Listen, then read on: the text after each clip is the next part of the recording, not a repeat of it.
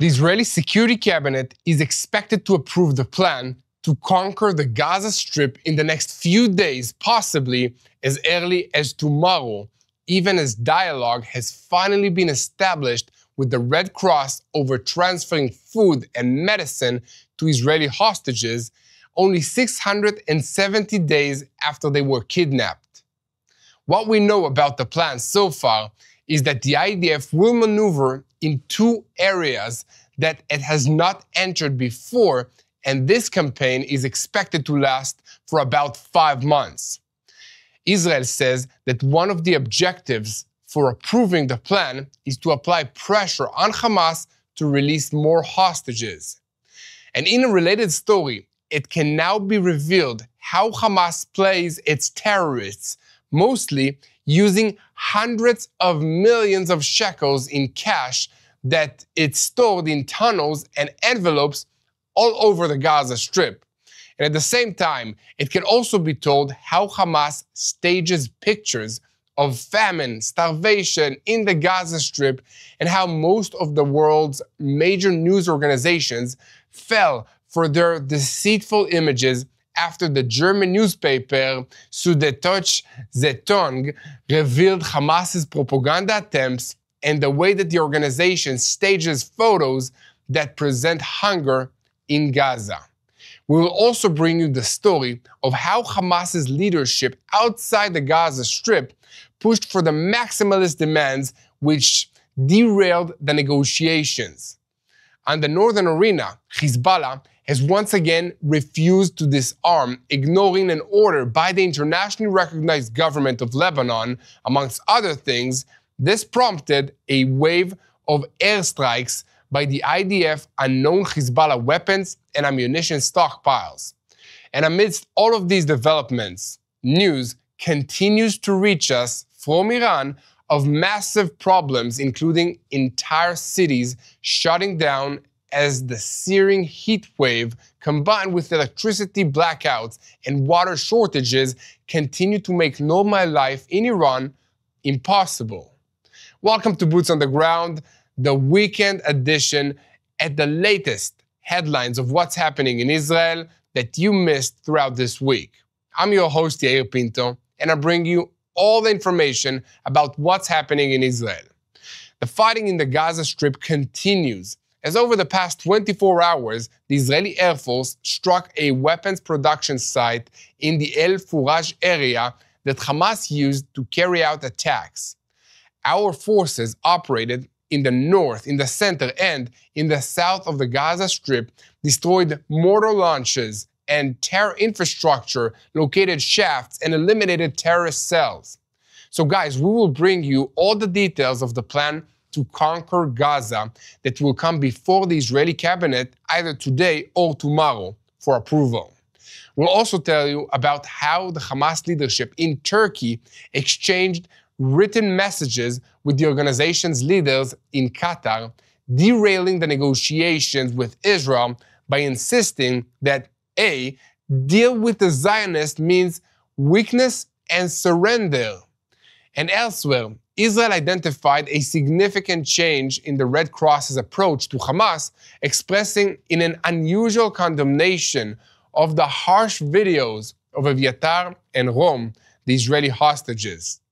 Israel was updated that the Red Cross is trying to persuade the terrorist organization to agree to transfer aid to the hostages, while Hamas set a condition even though it expressed willingness, according to them.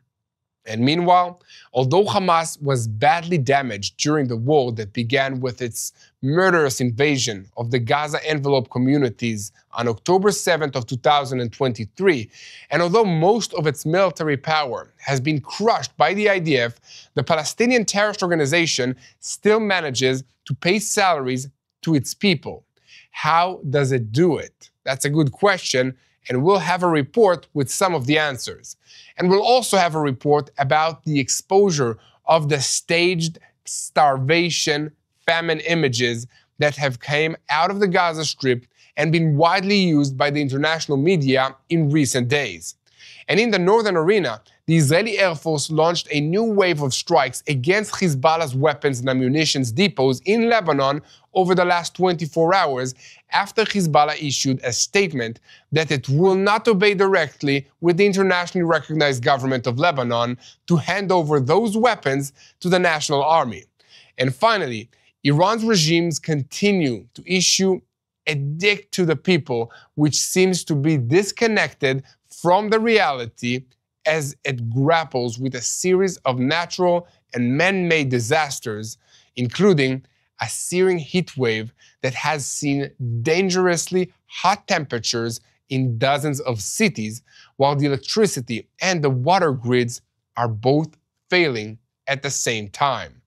Iran's long-suffering population is losing whatever patience it still had with its regime as banks, schools, universities, businesses, and even hospitals are shutting down amidst the infrastructure collapse in the country. So, we have a lot to talk about today, so let's dive into the details. I'm Yair Pinto, and this is your Boots on the Ground report about what's happening in Israel on day 673 of the war against Hamas, Hezbollah, the Houthis in Yemen, the Shia militias in Iraq, and all the other armed groups in this region operating under the control of Iran's Islamic Revolutionary Guards Corps, which is the head of the crumbling axis of evil in the Middle East. And a moment before we begin, I need to tell you that we need your help to continue and spread the truth about what's happening in Israel. So guys, share our content with as many people as possible. Give a link and leave a comment. Hit the like button also, and make some noise in the comment section. Let me know where you are coming from around the world to this broadcast. We want to hear, and thank you so much for listening and understanding what's happening in Israel. And the most important thing that you can do is hit that subscribe button so that you stay tuned to the truth in real time and never miss another episode of Boots on the Ground. Now, let's begin with what is happening inside the Gaza Strip. So the IDF soldiers from the Southern Command, directed by Amman and the Shin Bet, continued in the past 24 hours to strike Hamas terror centers throughout the Gaza Strip. On Tuesday, the Air Force struck a weapons production site in the El Furan area, where the organization manufactured weapons that it used to carry out attacks during this war. And at the same time, IDF forces are operating in the northern parts of Gaza. The fire brigade destroyed a launcher from which mortar shells were fired towards a position of IDF forces. In Darj Tufa, the 401st Brigade combat team spotted about 10 terrorists and guided an Air Force aircraft that eliminated them all. In Bet Hanun, IDF forces destroyed terror infrastructure and eliminated several terrorists. In the southern part of Gaza, additional forces located significant tunnel shafts and destroyed more infrastructure. In other words, it appears that in the last 24 hours, while the Israeli government was deciding how to defeat Hamas, the IDF increased the intensity of the fighting, and right now, the topic on the table is the conquest of the Gaza Strip and the final eradication of the Hamas terrorist organization. So, a moment before we move on to how the fighting will look in the near future and what options does the IDF offer for this war, we will continue to share the truth about what's happening in Israel. So, I invite you guys to hit that subscribe button so that you stay tuned to what's happening here and never miss another episode of Boots on the Ground. Thanks, guys. Also, let me know where you're coming from, what country, and why you think it's important to stand with Israel. Let's begin. In recent days, the IDF prepared several plans in light of Operation Gideon's Chariots and the failure to negotiations meant to release the hostages and end this war. The political echelon has reportedly been ready to announce a decision about which plans they want to move forward with, and the IDF is preparing to act on that decision. However, the mediating countries are applying pressure on Israel through the United States of America not to embark on a move to conquer the Gaza Strip. At the same time, they are also pressuring Hamas to return to the negotiating table. The main plan Prime Minister Benjamin Netanyahu seems to want to advance is conquering Gaza City and the central camps, in an operation that is expected to last 5 months approximately, and also to lead to a broad reserve call-up based on the idea of maximum force in minimum time. In order to strike the remaining power centers of Hamas, security officials said that the aim is to push the Gaza population southward to El Mawasi, and in a relatively short time, a step that will also sever the voluntary immigration plan. Another plan is encircling Gaza City and also the central camps by stopping the humanitarian aid that is entering there and conducting pinpointed raids for dominating points without executing a full-scale maneuver. So the goal of this plan would be to exhaust Hamas and advance a deal. The disadvantage of this method is that it may take time, and time is not necessarily on Israel's side. Nevertheless, the defense establishment said that this plan could be preliminary staged before a full conquest of the Gaza Strip is taking effect, as some cabinet ministers seem to agree. So, as we said, we are talking about a maneuver of 4 to 5 months in Gaza that will include the conquest of the Gaza City and the central camps, employing 4 to 6 divisions of the IDF. As in previous cases, again, Israel will act to push the population southward to encourage departure from the Gaza Strip, a process that began today with the warning given to residents of the Zaytun neighborhood to evacuate southward towards the humanitarian area of El Mawasi. In addition, Israel understands that Hamas will not agree to the conditions that speak of demilitarization, disarmament, and also exile of the Hamas terrorist organization, which would result in its continuing to rule the Gaza Strip and not all the hostages being returned.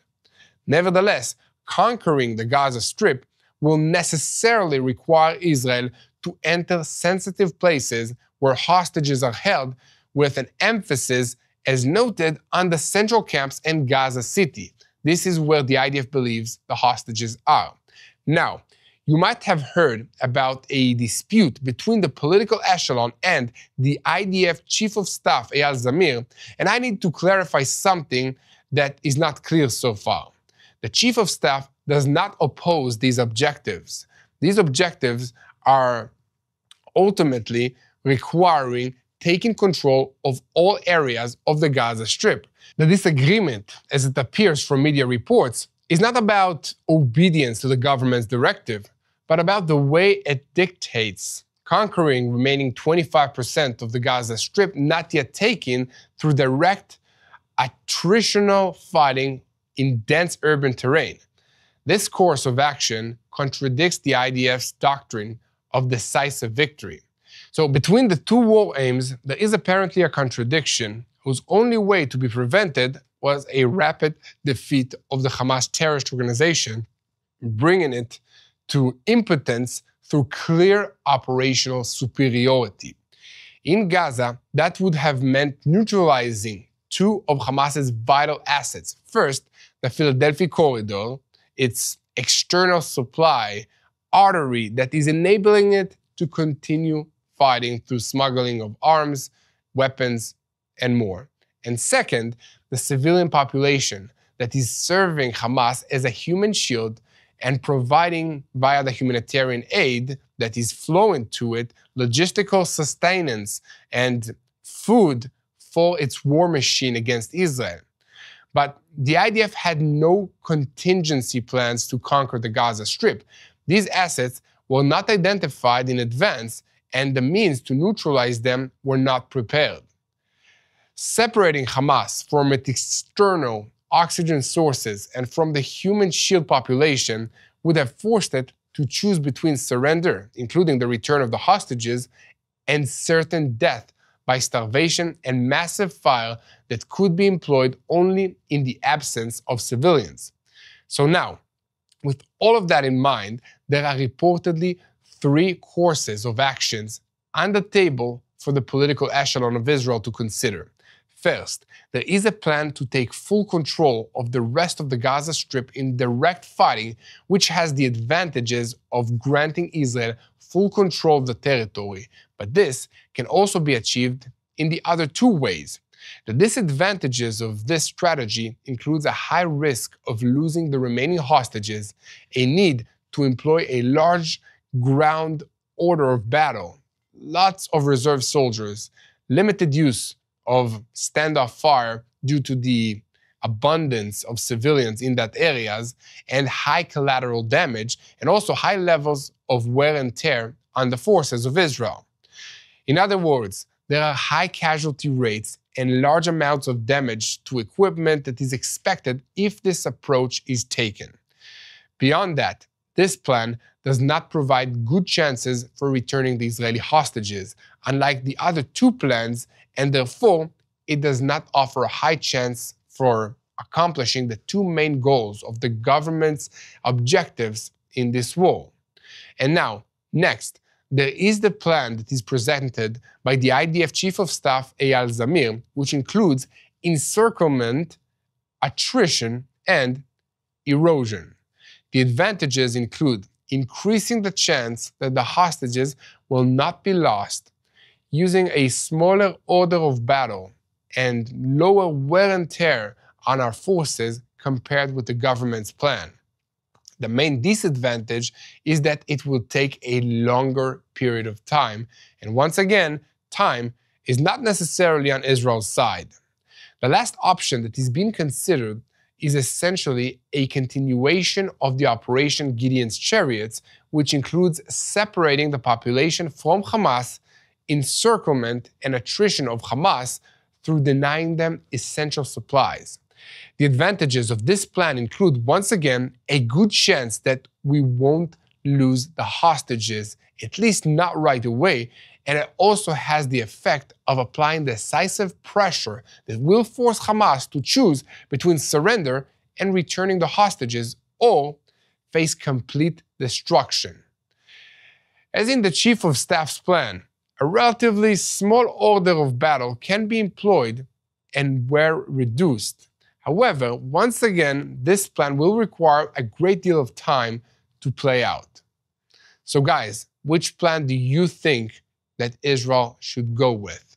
The IDF's plan or the government's plan, conquering Gaza full speed or encircling Gaza City and the central camps? Let me know what you think. And guys, here at TBN Israel, we will continue to report on all of these developments.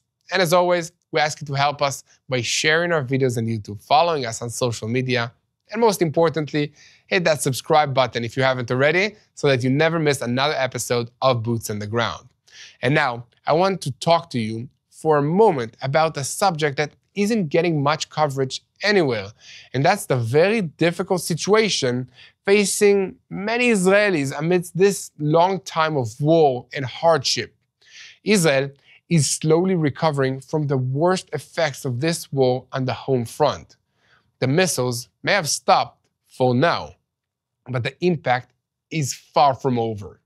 Families are still shaken, and many are struggling to get back on their feet. Tens of thousands of Israelis, especially the elderly and Holocaust survivors, are still struggling and need help putting food on the table. That's where Meir Panim comes in. While the country begins to rebuild, they are already here, serving meals, delivering food, packages, and making sure that no one is left behind. But they cannot do it without your support. Your donation today means so much more than food. It means comfort. It means dignity.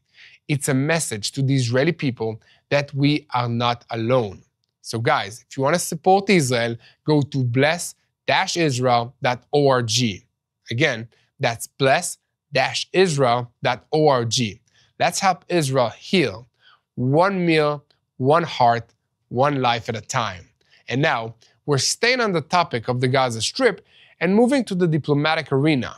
The Hamas leadership in Turkey exchanged written and oral messages with Hamas leaders in Qatar recently, in which they pressed and urged against an agreement to end the war and returning the hostages back to Israel. One message simply said the deal with the Zionists symbolizes weakness and surrender. Also, on the 1st of August, at the height of the break in the contacts, and about 3 days after the Israeli delegation returned to Doha, Qatar, a delegation of senior Hamas Qatar figures visited Turkey and even met in Ankara with the Turkish Foreign Minister Hakan Fidan. On another track, representatives of the mediators told senior Israelis that they did not understand why Israel abandoned the negotiations between Israel and Hamas, since the gaps were not large and could have been bridged. Professional officials in the mediating countries also said that Hamas created difficulties, but according to them, there was no reason to break the tools or to cut off the contact completely. The report stated that mediators and representatives added in their discussions with the senior Israelis and said there were no unbridgeable gaps, and it was possible to resolve the disagreements both regarding the withdrawal maps and regarding the humanitarian issue. We were surprised that Israel disappeared from the negotiations and did not return. They added, there was very positive momentum that stopped on that Friday. 12 days ago, we were trying to get Israel back to the table without success. This is according to the mediators, guys, and it is possible to return to the negotiations, according to them, and it was not supposed to collapse so quickly. But officials in Israeli sources rejected these claims completely, and they also added, Hamas hardened its positions because of the starvation campaign and because of the international pressure on Israel. And if there had been any sign that Hamas would genuinely show flexibility, there would have been a deal already.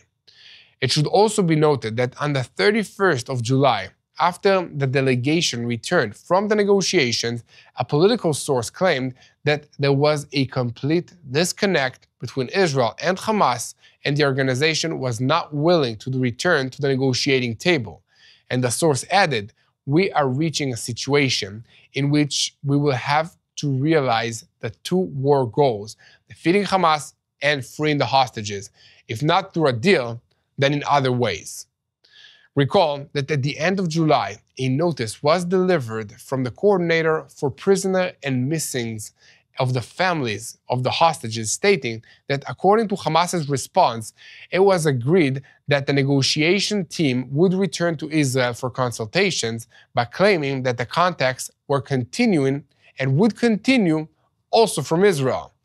After the Israeli team returned, United States Special Envoy Steve Witkoff announced that Hamas's answer shows that it does not want a ceasefire. We will examine other options to bring back the hostages, and a New York Times report cited 3 officials claiming that there was no collapse of the negotiations, but that the delegation returned to discuss details ahead of future talks. It should also be noted that after the delegation's return, Hamas wrote in response to Witkoff's remarks that they were surprised by his negative statements towards their position. This is according to Hamas again, guys. And according to them, his statements came while the mediators expressed relief at their constructive and positive stance, which opens the door to a full-scale agreement. They added that they submitted their latest response after extensive consultations with all the Palestinian factions and the terrorist organizations, the mediators, and also friendly states, as they claimed, and they said that they positively addressed all the comments that we received, which reflects a sincere commitment to the mediators' efforts in succeeding. However, it was claimed that although certain progress was made, mainly in the first days of the talks on concrete areas, now the talks have encountered great difficulties on all the key issues. Time and pressure from the mediators were required to get Hamas to respond, and for the response to be in a dialing code that would allow the parties to even move forward. In practice, according to the political source, the answer delivered in the early mornings to the Israeli team does not allow progress unless Hamas moves and compromises. He praised the mediators and said they displayed energy, an active approach, made very great efforts throughout all 18 days of the talks, and showed great commitment. Even now, the mediators continue the talks. And regarding Hamas's reply, the source said that the terror organization did not offer any compromise. In the draft agreement, there is a clause on the issue to be discussed during 60 days.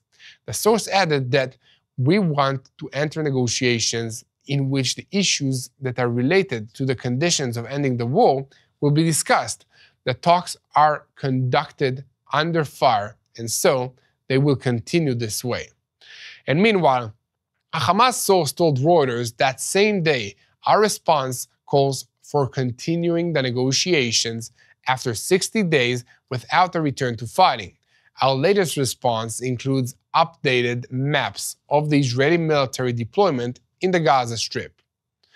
Very complicated situation, guys. Let me know what you think. Do you think that Hamas, a terrorist organization, should be negotiated with? Should Israel negotiate with terrorists?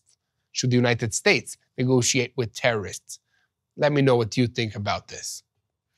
Guys, here at TBN Israel, we will continue to report on every development, and as always, we ask you to help us spread the truth, share, and follow us. Most importantly, do not forget to hit that subscribe button so that you remain tuned to what's happening in Israel and know how to pray for the peace of Jerusalem.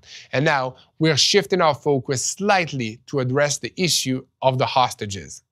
5 days after the terrorist organization in the Gaza Strip began publishing harsh footage of the hostages Rom Berslavsky and Eviatar David, 670 days after this war started, we can begin to see a dialogue, finally, between the Red Cross and Hamas to bring food and medicine to the Israeli hostages. According to Israeli officials, a significant change has been detected in the Red Cross's approach towards the terrorist organization. This is a result of the talks that President Yitzhak Herzog and Prime Minister Benjamin Netanyahu held in recent days with senior figures of the aid organizations that operate in war zones. The Israeli President Herzog spoke with the Red Cross President Margiana Spolarjarik, while Netanyahu, the Prime Minister of Israel, spoke with the head of the movement's delegation in the region, Julian Larison. The two approached the organization following the horrifying videos of the hostages and at the request of Eviatar David's parents, who spoke both with Herzog and with Prime Minister Netanyahu. Updates reaching Israel indicated that the Red Cross is trying to persuade Hamas to agree to transfer aid to the hostages. The reason for the unusual optimism also stems from the announcement issued by the terrorist organization, in which it expressed willingness to bring in food and medicine provided Israel opens the crossings for humanitarian goals. This is coming against the background of large increase in the amount of aid that Israel has sent into the Gaza Strip over the past 2 weeks. So guys, 30 tons were brought in just last week. 30 tons by airdrops and hundreds of additionals by trucks.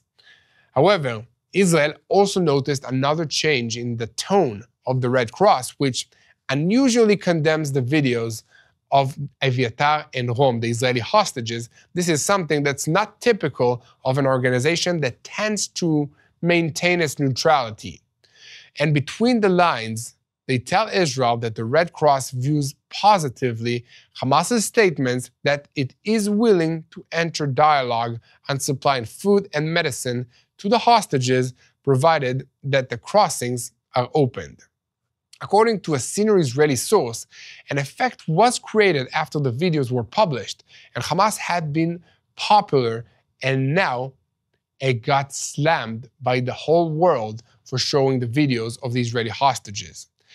There is balance, and Hamas understands that it must do something. He added that the assessment in Israel is that there are leads that could bring to contacts. We'll see about that. And earlier this week, the Red Cross issued an official statement. The International Committee of the Red Cross is ready to provide the hostages held in the Gaza Strip with food, medicine, and information from their families. To do so, an agreement between Israel and Hamas is needed. The ICRC, the Red Cross, is in constant contact with the parties, but it does not take part in the mediations between them. So, the Red Cross teams are also ready to significantly increase the delivery of the life-saving aid to the civilians who need it across the Gaza Strip, and large-scale and rapid humanitarian aid must be allowed and facilitated. So, amidst all of this, Israeli President Yitzhak Herzog and Prime Minister Benjamin Netanyahu asked the Red Cross leaders to get involved in providing food to the hostages and in giving them immediate medical treatment. Guys, what do you think about this? Do you think that the Red Cross should do more in this situation and help bring food to the Israeli hostages? Let me know what you think in the comments. And guys, a political source claimed that there are today more and more leaders who are beginning to show balance. European leaders complained that they simply do not receive the facts. They say, you are not providing us the facts. And that is only because of Israel's failing public relations systems. That's one more reason, guys, very important reason, I think, to help us share the boots on the ground videos with everyone, with your leaders, with your friends, with anybody who wants to know what's happening in this land so that they can make wise decisions. Until the government of this country gets this problem sorted out, we are the best chance for many of these people around the world to get the real truth about what's happening here on the land in Israel. And that's our mission. That's what we do here at TBN Israel. On that note, guys, we already know that Israel ensures a full flow of food and humanitarian aid into the Gaza Strip without interruption.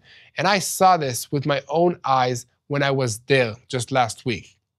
So guys, keep supporting the truth, share, and follow us. And most importantly, help us reach more people around the world and unite in prayer for the peace of Jerusalem.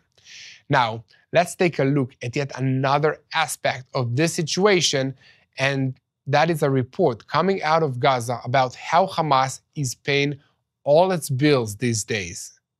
Let me know what you think. How is Hamas paying its bills to the terrorists, buying more weapons, buying food? Let me know what you think in the comments. I'm curious to hear. Guys, so although Hamas has been badly damaged during this war that it began with its murderous invasion of the Gaza envelope communities on October 7, 2023, remember that, and although most of its military power has been crushed by the IDF, the Palestinian terrorist organization still manages to pay salaries to its people.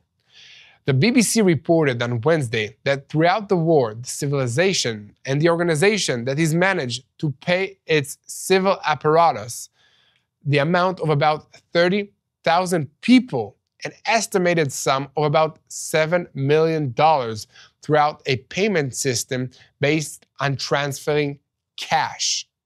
You hear me? Cash that was hid in the Gaza Strip. So, 3 people who work in Hamas's civil apparatus confirmed to the British network that they received money from the organization in this way, and that they received their latest batch of money just last week.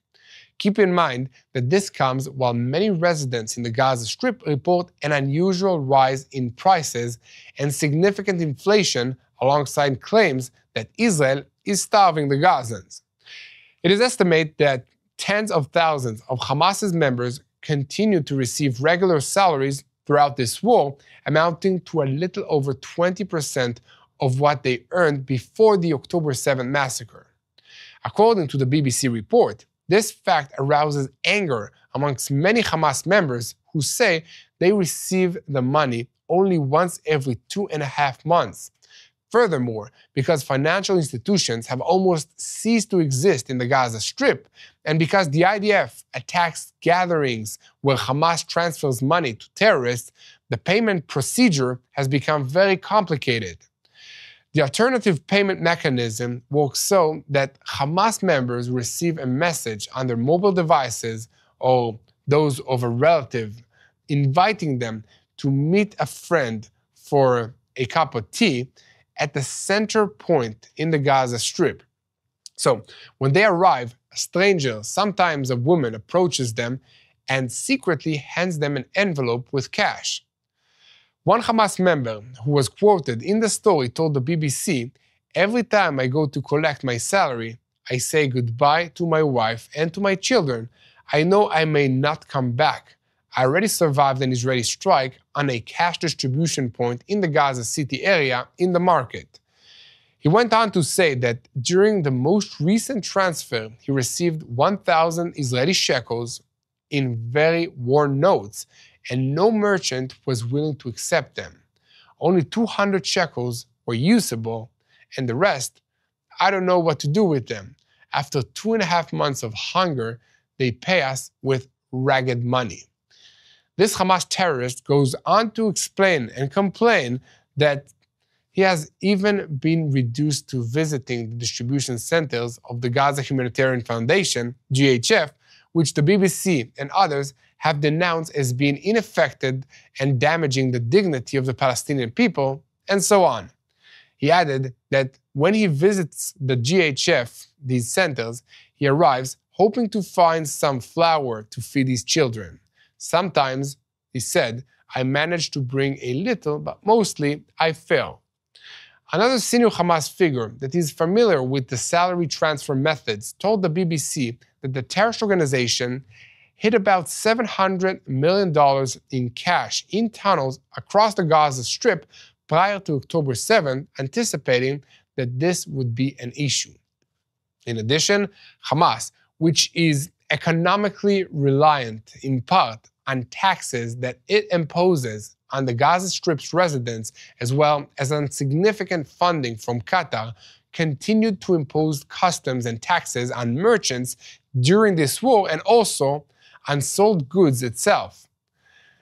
Nasrin Khaled, whose husband died of cancer 5 years ago and who cares for their 3 children alone, told the BBC, "When the hunger worsened, my children cried not only from pain, but also from seeing our neighbors, Hamas supporters, receiving food, parcels, and sacks of flour." That's what's happening in the Gaza Strip now. So guys, here at TBN Israel, we will continue to bring you the full picture of Hamas's conduct in Gaza, and we ask you to keep spreading the truth, share, and follow us. And most importantly, do not forget to hit that subscribe button so that you remain tuned to the truth in real time and never miss another episode of Boots on the Ground. Now, we are switching our focus to another European media report about the situation in the Gaza Strip this week, as 2 leading German newspapers, Bild and Süddeutsche Zeitung, not sure I'm saying that right, published reports that are exposing what hunger exists. But the images of the hunger that is coming out of Gaza were published deliberately staged by Hamas. This is according to the report in the German newspaper. So, in an investigative article in the Sudanese Zeitung, it was written that medical experts quoted in this piece noted that the diseases themselves would not have led the children to such a poor state, but rather a deterioration resulting from the food shortages in Gaza. The article also revealed a photo illustrating how photographers staged scenes of waiting for food as if they were a real situation. You know, it's very easy to place the camera looking to one direction and presenting a false image according to what you want. And that's what the Hamas photographers did in Gaza and then sent these pictures all across the world. And the bad part is that some very well-known influencers who use these shoots, used these photographs, published them, and then raised the support for Hamas and against Israel and promoted this false campaign of starvation in Gaza. So this basically is raising a lot of questions about the reliability of the reports in all the media outlets around the world. And now, following the revelations, the German Journalists Association, DJV, warned the country's media of attempts at manipulation through images that are professionally but deliberately staged. The association's chairman, Mika Boyster, noted that the current war exposes an unprecedented use of the power of images, not only by combatants, but also by journalists, by intelligence bodies, and by other agencies. A professor of history and photography, an expert in Israel, who for many years researched the impact of images from Israel and the Gaza Strip wars, was quoted in the Zaytun report saying, "Hamas is a master at staging images. The purpose of the pictures is not only to pressure and to present distress, but to dull the memory of the brutal images taken on October 7, 2023. Furthermore, Bild revealed that one of the main photographers who produced the images, Anas Zaid Fatih, was caught staging the shots while presenting himself as a reliable freelance reporter. As will come as no surprise, this photographer often publishes explicit anti-Israel content on social media networks. So you see, when I tell you that Israel is facing a flood of lies and deceit, and that's what we do here at Boots on the Ground, we share the truth of what's happening in Israel. And guys, this is a serious problem, and we need you to help us push back against it.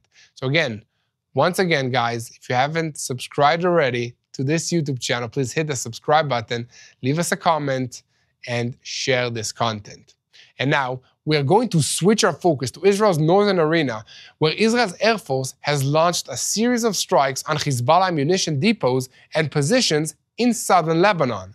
The strikes began on Wednesday evening and lasted about an hour, resulting in the destruction of several Hezbollah positions, including weapons and ammunition warehouses, engineering tools, and maintenance facilities, as well as rocket launchers.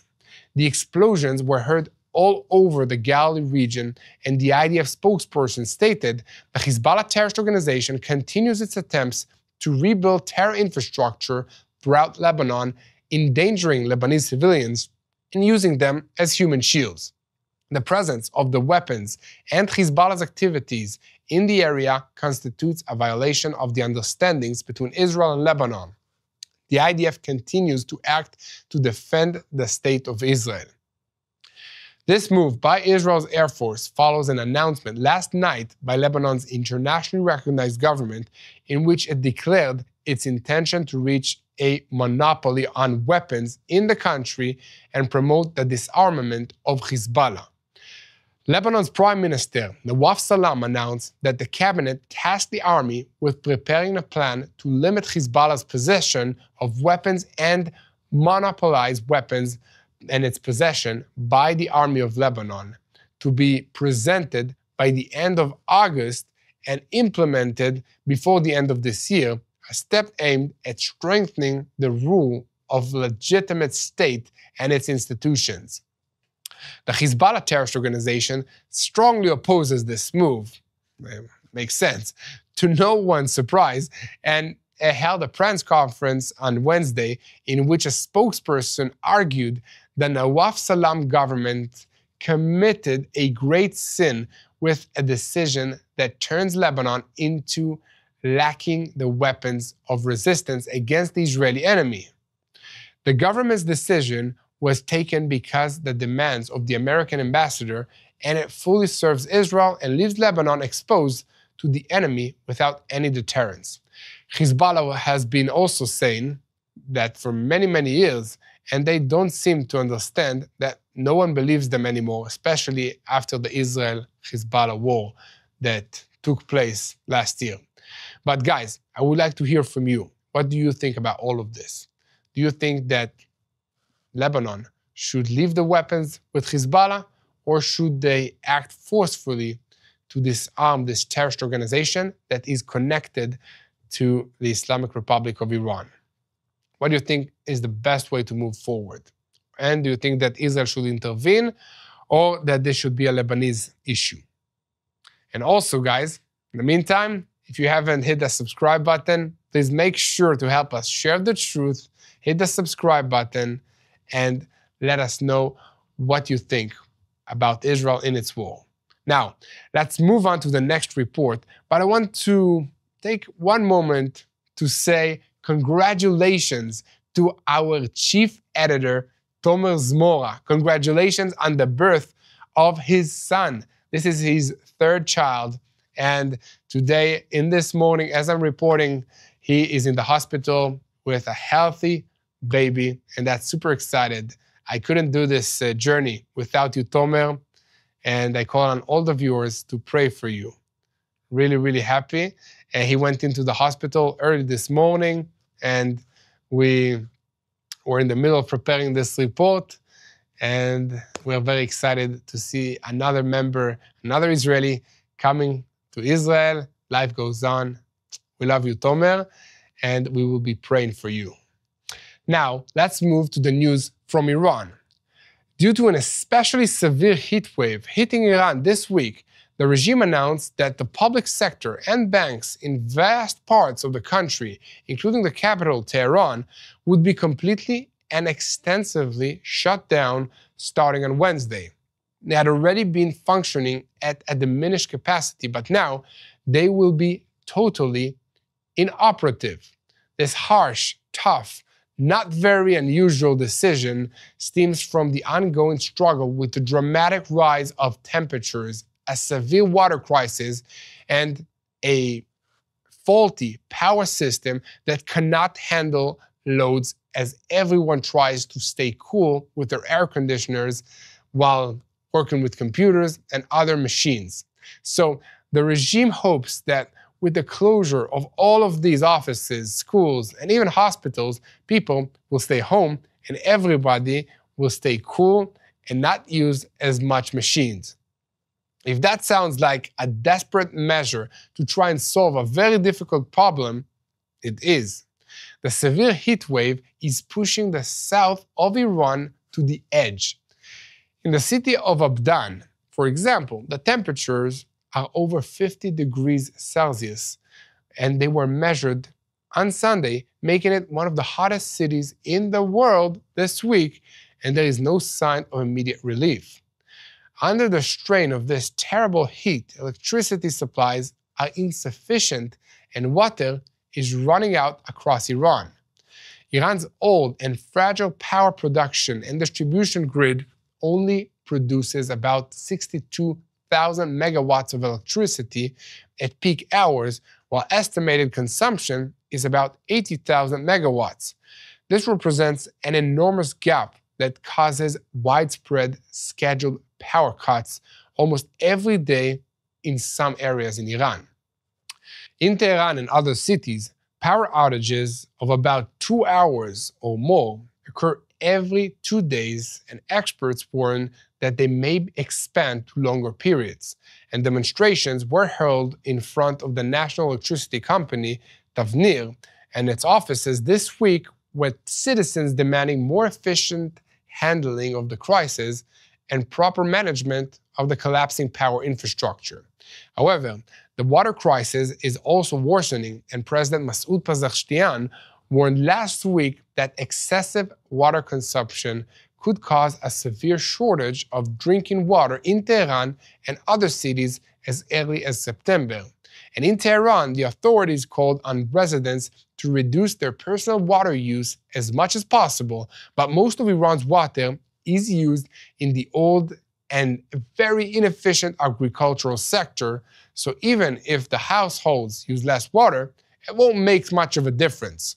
And furthermore, the current crisis is another stage in a years-long process of neglecting the infrastructure and the impact of the United States sanctions on Iran's oil and banking sectors.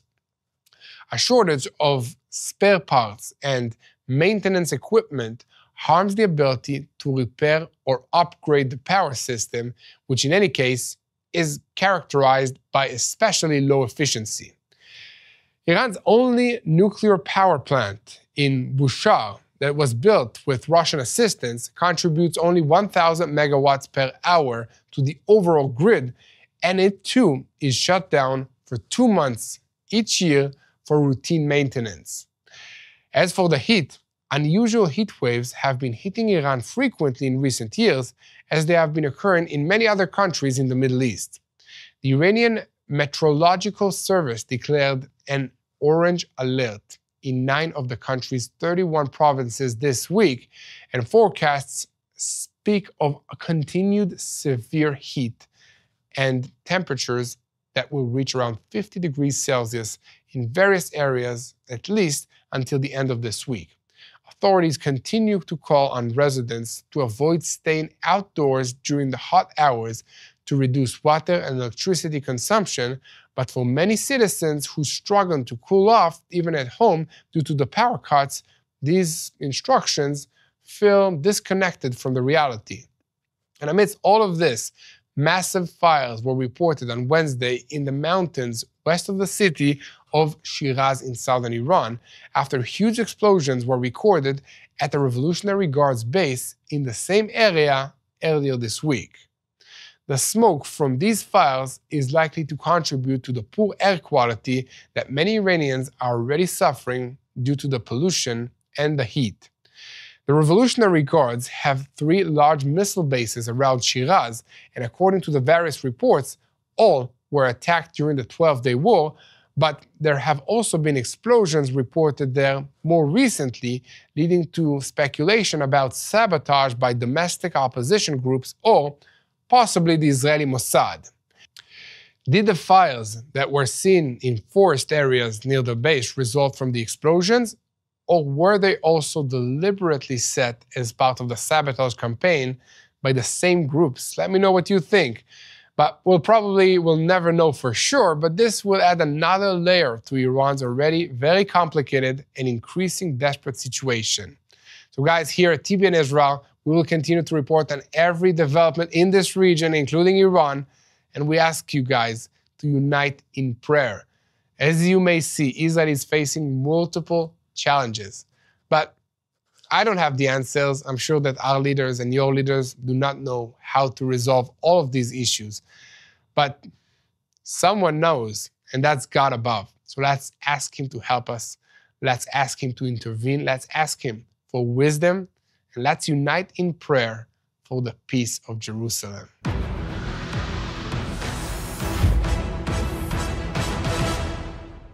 Hello, this is Mati here in Jerusalem with TBN Israel. This is Yair Pinto from TBN Israel here in Jerusalem. TBN Israel is keeping viewers informed with Israel-focused news, culture, and what God is doing in this land. Support TBN Israel today online at TBN.